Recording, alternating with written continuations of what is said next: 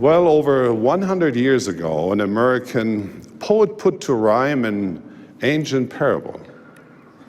The first verse of the poem speaks about 6 men of Industan, to learning much inclined, who went to see the elephant, though all of them were blind, that each by observation might satisfy his mind.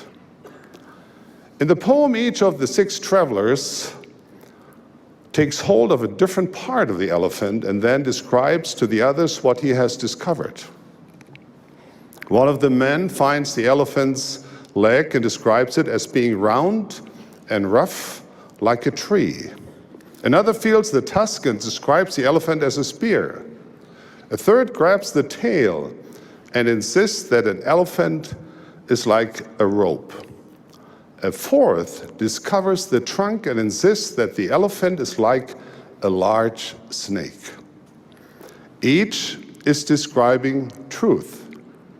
And because his truth comes from personal experience, each insists that he knows what he knows.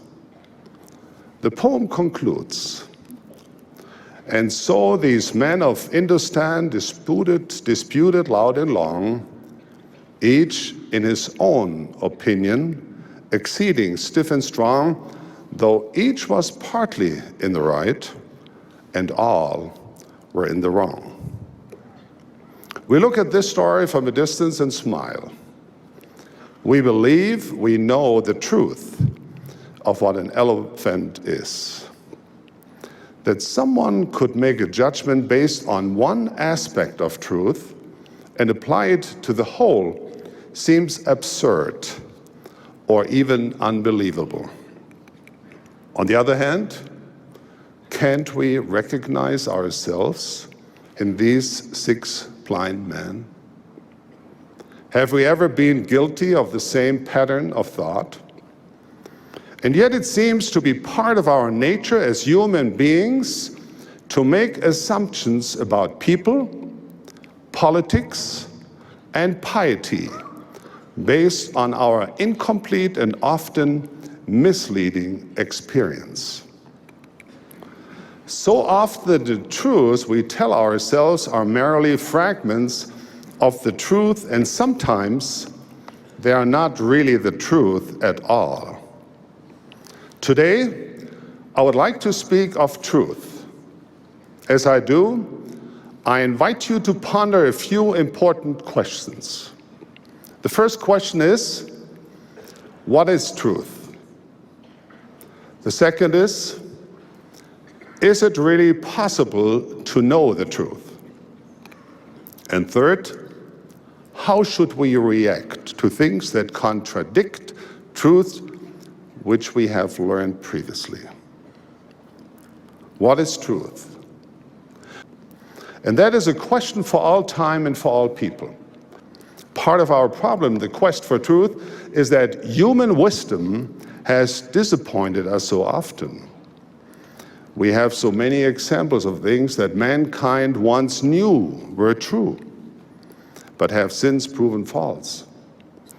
We too often confuse belief with truth, thinking that because something makes sense or is convenient, it must be true.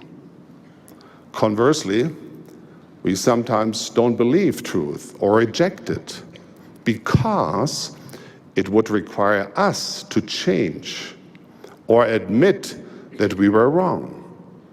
Often truth is rejected because it doesn't appear to be consistent with previous experiences. The thing about truth is that it exists beyond belief. It is true even if nobody believes it. Latter-day Saints are not asked to blindly accept everything they hear. We are encouraged to think and discover truth for ourselves. We are expected to ponder, to search, to evaluate, and thereby to come to a personal knowledge of the truth. My young friends, as you accept the responsibility to to seek after truth with an open mind and a humble heart, you will become more tolerant of others, more open to listen, more prepared to understand, more inclined to build up instead of tearing down. And you will be more willing to go where God wants you to go.